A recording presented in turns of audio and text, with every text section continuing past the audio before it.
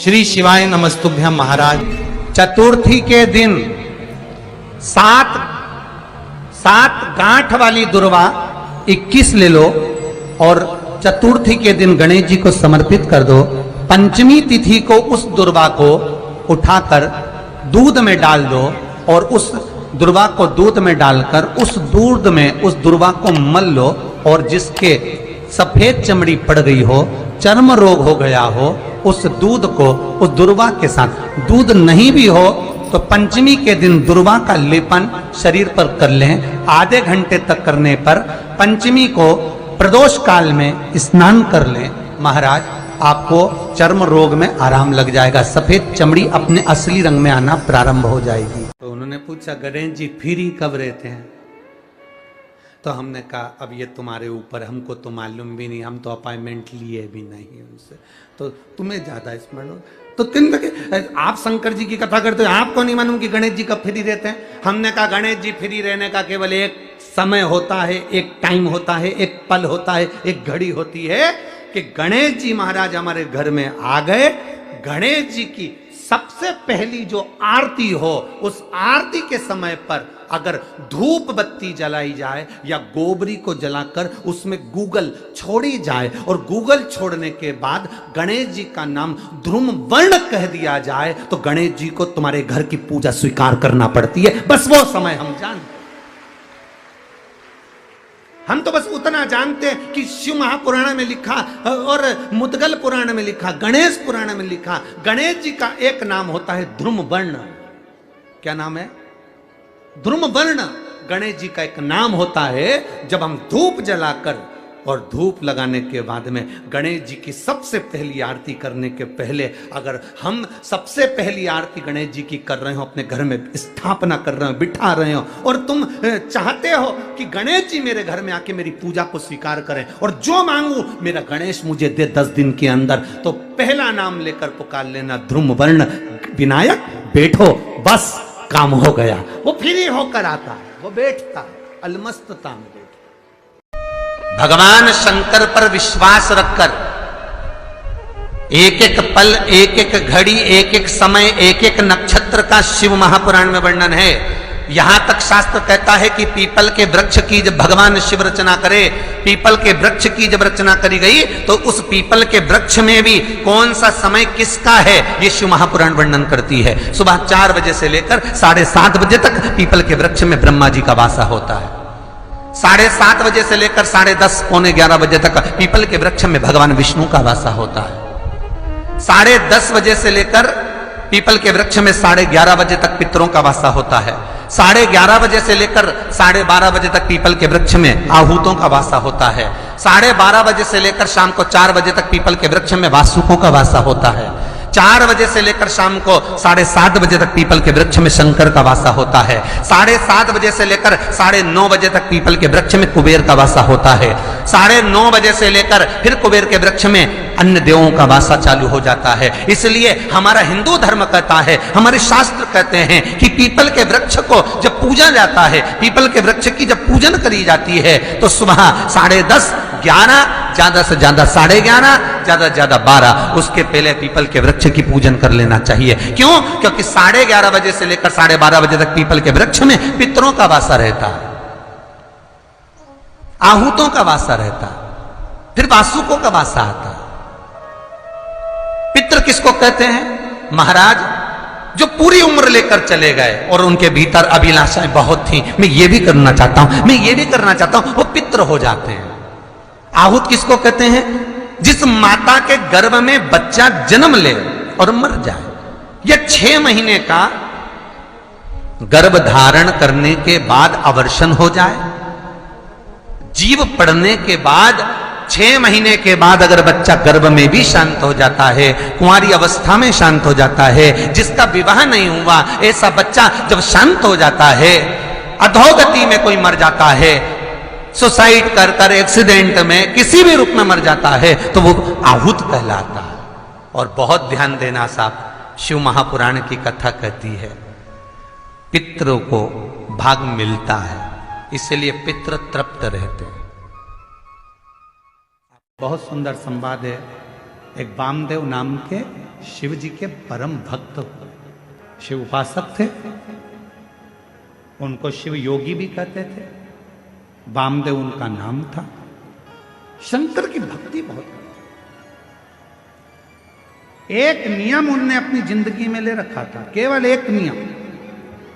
और आपसे भी निवेदन है, अगर शंकर जी के मंदिर में आप जाते हो, रोज प्रतिदिन भगवान शिव के मंदिर में जाते हो, शंकर जी के मंदिर में दर्शन करने जाते हो, शंकर जी के मंदिर में एक लोटा जल चढ़ाने जाते हो, शिव जी के मंदिर में यदि आप प्रतिदिन जाते हो, तो मेरा एक निवेदन आप सबसे है कि शंकर जी के मंदिर की कोई एक सेवा आप खुद अपने पास में रखो। मंदिर में जाऊंगी, झाड़ू लगाऊंगी, मंदिर में जाऊंगी, जितना निर्माल्य पड़ा होगा उसको उठाकर एक कोने में रख दूंगी, बाद में विसर्जन कर दूंगी। मंदिर में जाऊंगी, किसी ने दिए लगा कर रखे होंगे, उन दियों को जब वो ठंडे हो जाएंगे उठाकर एक कोने में रखी आऊंगी। मंदिर में जाऊंगी, मंदिर के जितने लोटे हैं, बर्तन हैं, उनको मैं साफ कर दूंगी। मंदिर में जाऊंगी, बेलपत्र ले जाकर मंदिर में रख दूंगी, बाबा को चढ़ जाएगा। मंदिर में जाऊंगी, कहीं जाले लग रहे होंगे, झाड़ू उठाऊंगी, उस जाले को मैं साफ कर दूंगी, जिससे मेरी जिंदगी के सारे जाले समाप्त हो जाएं और मेरी जिंदगी भी अच्छी हो। एक नियम, जब हम हमारी जिंदगी में कोई एक नियम धारण करते हैं तो देवाधिदेव महादेव हमारी ओर अग्रसर होकर आते जाते। वामदेव एक ऐसे शंकर भगवान के भक्त हुए, शिव के उपासक हुए, जिन्होंने शंकर भगवान पर ना जल चढ़ाया, ना शंकर भगवान पर बेल चढ़ाया, ना शंकर भगवान को प्रसाद चढ़ाया, ना शंकर भगवान को कोई वस्तु चढ़ाई। उस वामदेव शिव भक्त ने अगर कुछ चढ़ाया तो शंकर जी को रोज प्रतिदिन भस्म तैयार कर कर शिव जी को भस्म चढ़ाए। प्रतिदिन भस्म चढ़ाते,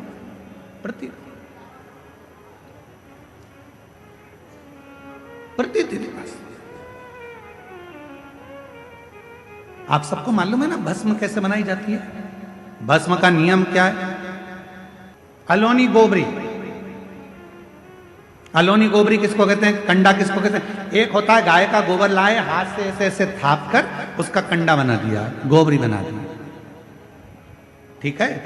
वो नहीं, गाय ने, देसी जो हमारी वेद लक्षणा गाय होती है, देसी गाय होती है, उसका जो गोबर गिरता है वो गोबर अपने आप सूख जाए, वैसा कि वैसा ही, उसको हाथ लगाकर थापा ना जाए, सूख जाए। ऐसे ऐसे गोबर जंगल में बहुत मिल जाए।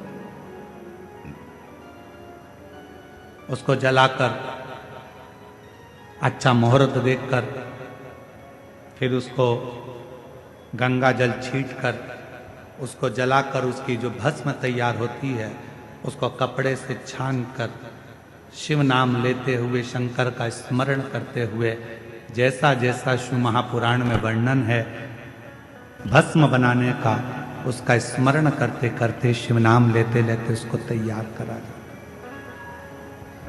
फिर उस भस्म को आप शिव जी को समर्पित कर सकते हैं। उस भस्म को वापस लेकर आकर उस भस्म को अपने तन पर धारण कर सकते, त्रिपुंड लगा सकते। वामदेव एक ऐसे शिव भक्त हुए जिन्होंने शंकर भगवान को कुछ नहीं चढ़ाया, केवल शंकर भगवान को भस्म चढ़ाया, केवल भस्म। और भस्म के सिवा कुछ, केवल भस्म।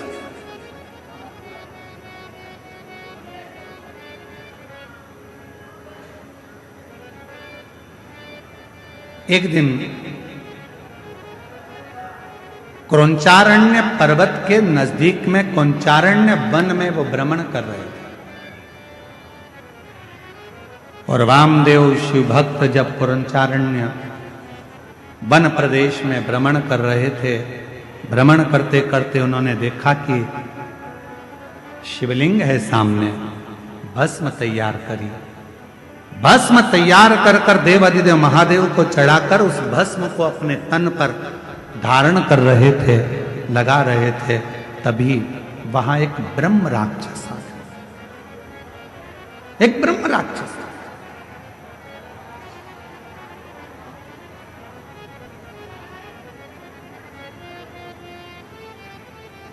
और एक ब्रह्म राक्षस उसी समय पर आया, और जैसे ही ब्रह्म राक्षस आया, उस राक्षस बहुत दिन का भूखा था, उसको कोई भोजन नहीं मिला था। वामदेव को देखा तो बड़ा प्रसन्न हुआ कि आज बहुत दिन के बाद मुझे भोजन प्राप्त हुआ, आज बहुत दिनों के बाद मुझे भोजन मिला है, आज मैं इस भोजन को ग्रहण करूंगा, आज बहुत दिनों के बाद मुझे प्राप्त हुआ। और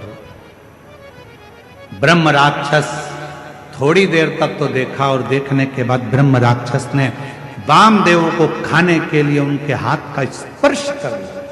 स्पर्श करते से ही जो तन पर भस्म लगी थी, वो भस्म वामदेव शिव मुनि के शरीर की वो भस्म ब्रह्म राक्षस के हाथ का स्पर्श कर, हाथ का स्पर्श। हमको कभी कभी लगता है कि क्यों इतना, किसी पुराण के कथा के पंडाल की मिट्टी को लोग लेकर नहीं जाते, पर शिव महापुराण के कथा के पंडाल की मिट्टी को भी लोग अपने शरीर पर धारण करते हैं। ये इस कथा से सीखने को मिलता है वामदेव जी की, कि भगवान शंकर के भजन का बल कितना बढ़ता है, कि शिव जी के शरीर पर लगी हुई भस्म राक्षस का भी कल्याण कर देती है, तो शिव पुराण की कथा की पंडाल कई जीवों का कल्याण कर जाती है,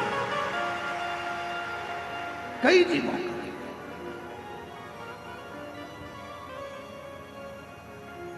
कई जीवों का उद्धार कर।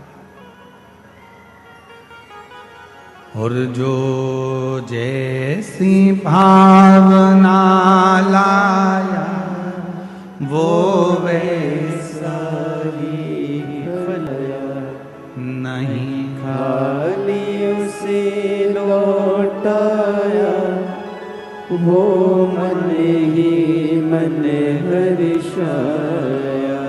और कर दिया माला मान काशी वाले ने, लुटा दिया भंडार काशी वाले ने, लुटा दिया भंडार काशी वाले ने, कर दिया माला। काशी वाले ने। ब्रह्म राक्षस के शरीर से वो भस्म लगी, राक्षस का शरीर छूटा, एक सुंदर राजकुमार सा वेश उसने धारण कर लिया, और राजकुमार सा वेश बनाकर, बड़ा सुंदर स्वरूप बनाकर, बड़ा सुंदर वेश बनाकर जब वो सामने आया, वामदेव शिव मुनि ने पूछा, तुम कौन हो, कहां से आए हो, क्या तुम्हारा नाम है? अभी तो तुम मुझे खाने वाले थे, तुम तो राक्षस हो, और अब तुमने इतना सुंदर रूप रख लिया, कौन हो तुम? कहा, गुरुदेव,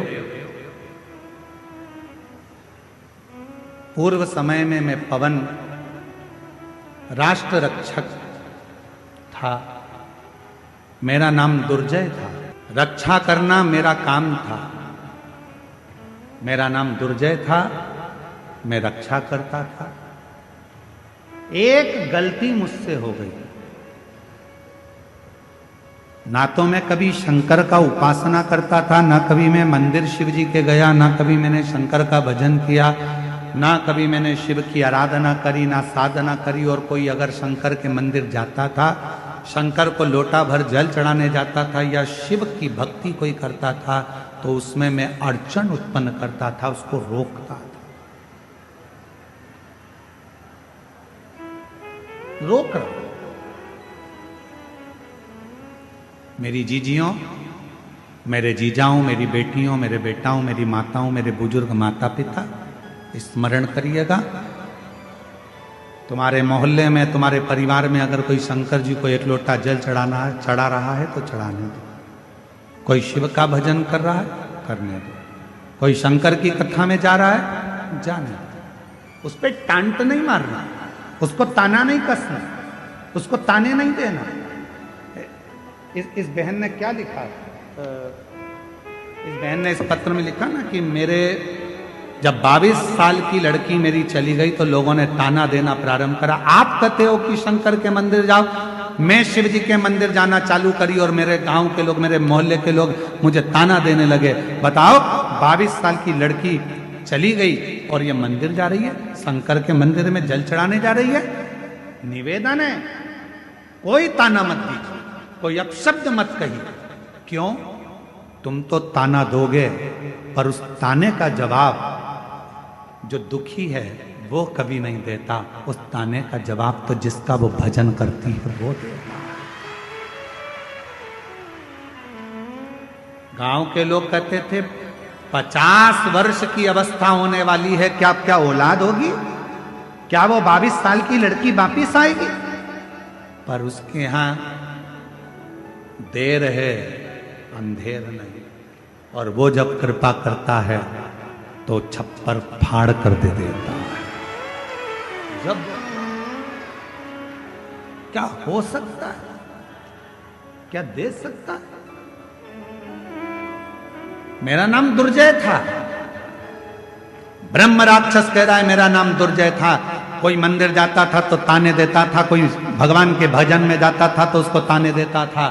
मंदिर जाने के लिए मैं उनको रोक लेता था, कह देता था क्या करोगे मंदिर जाकर, क्या रखा है शिव पुराण में, क्या करोगे शंकर की कथा सुनकर। ऐसे तो बहुत आते बहुत जाते, दिन रात मैं शंकर की निंदा, मंदिर की निंदा, शिव पुराण की निंदा, शंकर के भक्त की निंदा दिन भर करता था। आखिरी में मेरे शरीर में एक रोग लग गया और वो रोग इतना बढ़ता चले गया। एक रोग के साथ दूसरा रोग लग गया, दूसरे रोग के साथ तीसरा रोग लग गया। जो शिव की निंदा करता है, भगवान शंकर या भगवान शंकर के भक्त की अगर कोई निंदा करता है, शिव महापुराण की कोई निंदा करता है, आखिरी का उसका शरीर बहुत बेकार हो जाता है। शरीर इतना बुरा हो जाता है कि घर के लोग भगवान से प्रार्थना करते हैं कि इसको उठा लो, भुगत रहा है, अब उठा लीजिए, अब मत रखो इसको संसार।